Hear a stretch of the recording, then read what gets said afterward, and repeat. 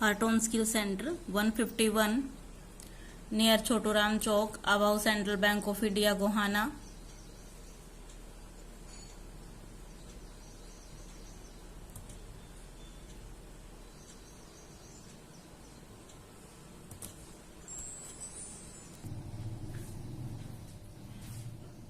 Good morning students, myself Suman Singhal from Harton Computer Central Gohana. Students आज की class में हम नेक्स्ट वाला टॉपिक करेंगे। हमारे जो रूल हुए हैं उसके बाद एक रूल हमारे और रहते हैं, हमारी एंट्रियां रहती हैं बैंक की एंट्री। आज हम करेंगे बैंक एंट्री। बैंक के कुछ रूल होते हैं स्टूडेंट्स, वो एंट्रियां हम देख लेते हैं कि जब हम बैंक में पैसे जमा करवाते हैं यानी कि कैश डिपॉजिट कराते हैं तो एंट्री जब भी हमारा बैंक बढ़ता है तो कहाँ जाएगा? डेबिट में। जमा कराए हैं तो हमारा बैंक बढ़ गया और बढ़ा हुआ बैंक कहाँ आता है? डेबिट में। इधर क्या आ जाएगा? कैश। सेकंड एंट्री, जब हम बैंक से पैसे निकलवाते हैं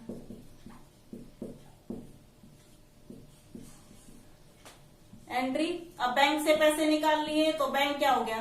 घट गया और घटा हुआ बैंक किधर आता है? क्रेडिट में। Bank account cash account. Third entry, जब हम किसी भी पार्टी को चेक देते हैं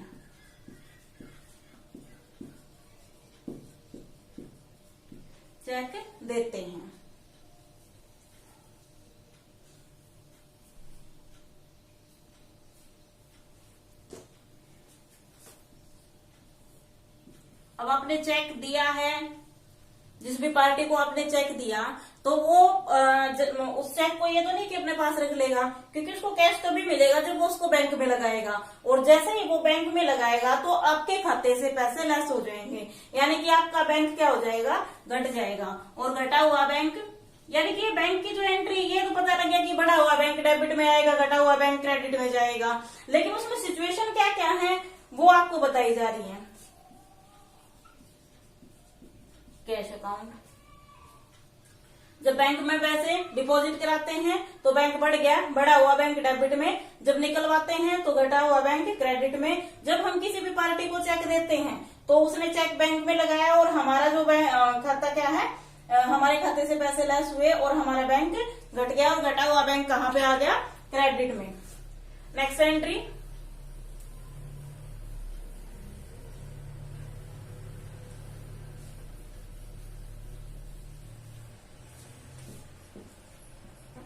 जब हमें किसी भी पार्टी से चेक मिलता है, अब मिलता है तो हम क्या करेंगे? चेक को बैंक में लगाएंगे और जैसे ही हमने लगाया, चाहे हम उसी टाइम बैंक से पैसे निकाल लें, लेकिन एक बार हमारा बैंक बढ़ता है, जैसे ही आप चेक लगाओगे तो आपके खाते में पैसे बढ़ जाएंगे। इसलिए यहाँ पे एंट्री ही आती है बैंक अकाउंट कैश अकाउंट। जब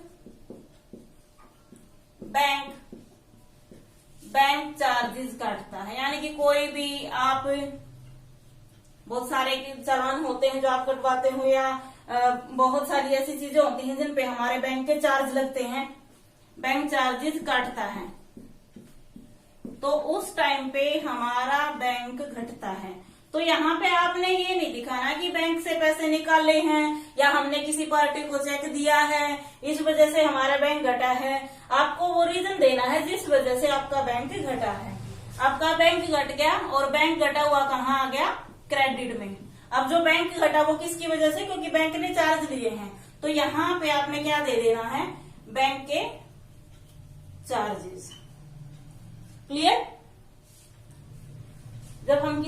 पार्टी से चेक मिलता है तो हमारा बैंक बढ़ गया, और बढ़ा हुआ बैंक कहाँ आएगा, डेबिट में। और जब किसी भी पार्टी से हमें चेक हम देते हैं तो हमारा घट जाता है वो क्रेडिट में। जब बैंक चार्जेस काटता है तो बैंक के चार्ज डेबिट में, बैंक घट गया वो कहाँ पे आएगा, क्रेडिट में। नेक्स्ट है बैंक इंटरेस्ट देता है। हम देखो बैंक में सभी का जो अकाउंट होता है, बैंक में अकाउंट होता है, सभी के अकाउंट में पैसे होते हैं, तो उस पे हमें मंथली या ईयरली कुछ मतलब प्लान होते हैं, उस पे हमें इंटरेस्ट मिलता रहता है। बैंक में जो भी जितने भी परसेंटेज होती है उसकी 5%, 7%, 2%, जो भी परसेंटेज हो उसकी, अलग अलग बैंक की अलग अलग होती हैं, प्राइवेट की अलग, गवर्नमेंट की अलग। जब बैंक इंटरेस्ट देता है,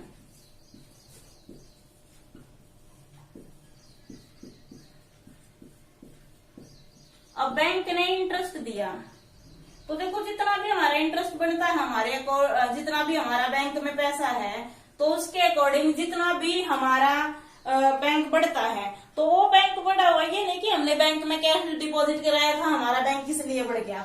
अब यहाँ पे अपने बैंक बढ़ा हुआ दिखाना है कि हमारा बैंक बढ़ गया,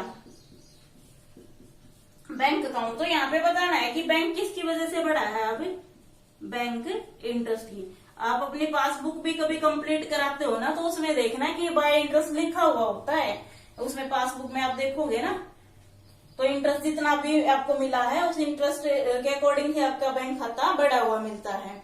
उसके बाद है next entry. Clear students? Next entry है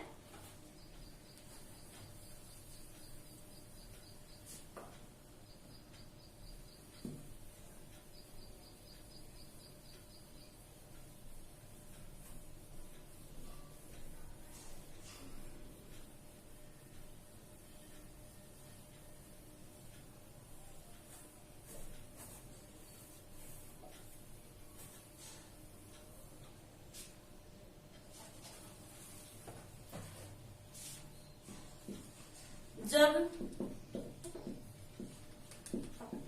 किसी भी खर्चे की पेमेंट बाय चेक की जाती है, आपने कोई भी एक्सपेंस किया है और उसकी जो पेमेंट है वो आपने चेक से की है, तो आपका बैंक क्या हो गया, घट गया। और घटा हुआ बैंक क्रेडिट में, और डेबिट साइड वो जो आपने एक्सपेंस किया है उस एक्सपेंस का नेम, जो भी एक्सपेंस किया है आपने, फर्नीचर का है, बिल्डिंग का है, कोई भी एक्सपेंस है आपका। उसके बाद नेक्स्ट एंट्री है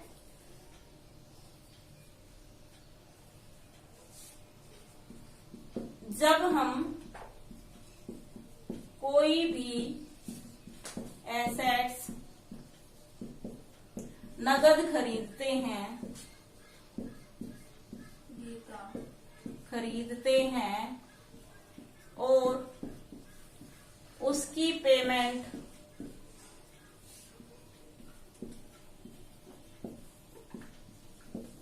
बाय चेक करते हैं। अब देखो आपने पेमेंट की है, पेमेंट से ही पता लग गया कि हमारा खाता लेस होएगा, और हमारे खाते में से पैसे लेस होंगे तो हमारा जो खाता है वो किस साइड चला गया, बैंक वाला क्रेडिट साइड, खाते से लेस हो गए। अब किस चीज के लिए पे किया है तो उसका नाम लिख दो, जो भी एसेट आपने ली है ना उस एसेट का नाम आएगा इधर कि किस वजह से आपका बैंक घटा है। उसके बाद नेक्स्ट एंट्री है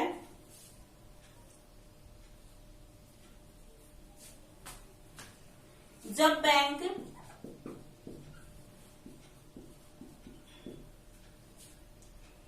बैंक लोन पर इंटरेस्ट लेता है, इंटरेस्ट लेता है।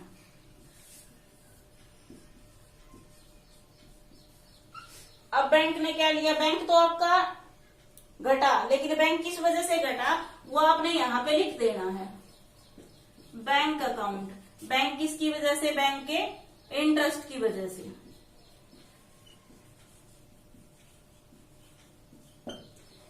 क्लियर स्टूडेंट्स, जब किसी भी खर्चे की पेमेंट बाय चेक की जाती है तो आपका बैंक लेस हो गया, यानी कि आपके खाते से पैसे लेस हो गए, तो आपका घटा हुआ बैंक क्रेडिट में आएगा और यहाँ पे उस एक्सपेंस का नाम आएगा।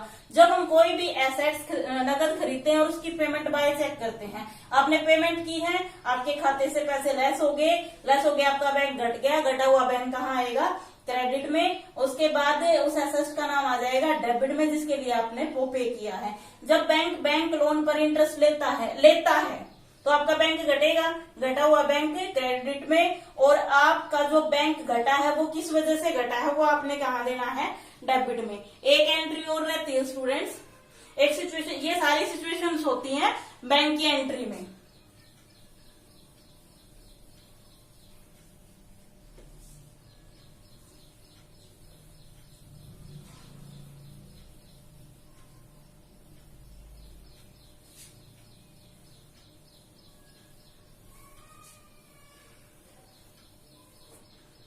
एक सिचुएशन होती है स्टूडेंट्स कि जब किसी भी पार्टी से मिला हुआ चेक डिसऑनर हो जाए।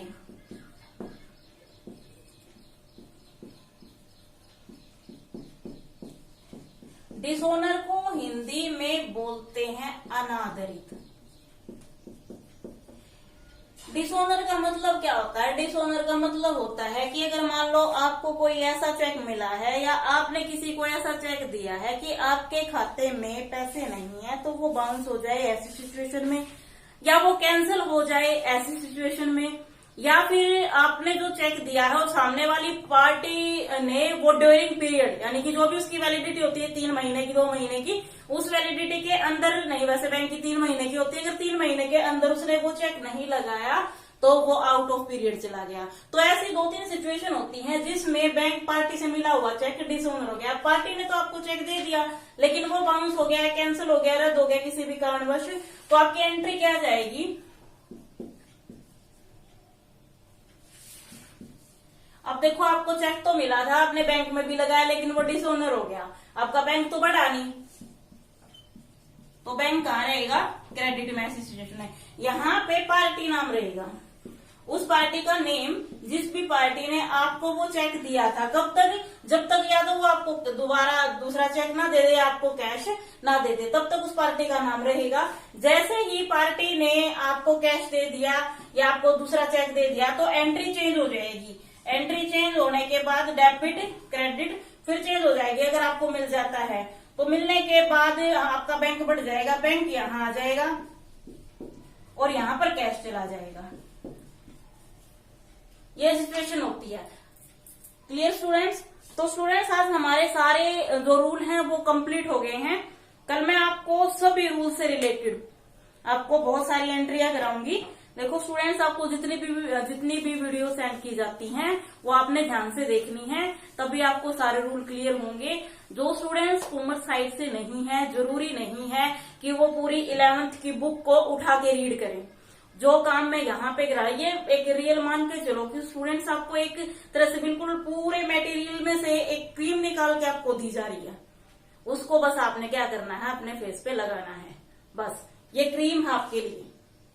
तो अपने जरूरी नहीं है कि जो स्टूडेंट्स अकाउंट के नहीं है हमें तो वो इस चीज से डर जाएं कि हमें तो पूरी 11th की बुक ही रीड करनी पड़ेगी तभी हमें अकाउंट समझ आएगा, या अकाउंट तो सिर्फ वही स्टूडेंट्स कर सकते हैं जिनकी साइड अकाउंट है। नहीं, ऐसा नहीं है स्टूडेंट्स। जितनी वीडियो मैंने अकाउंट की अब तक बनाई है, आज ही लास्ट आपके रूल थे। उसके बाद आपको trading account, trial balance, profit loss account और बैलेंस शीट के परफॉर्म में मैं आपको बताऊंगी। लेकिन इससे पहले कल वाली क्लास में, इससे नेक्स्ट जो क्लास होगी उसमें हम एंट्री करेंगे, ताकि जो भी रूल मैंने अब तक आपको कराए हैं वो सारे क्लियर हो जाएं। Okay student, thanks.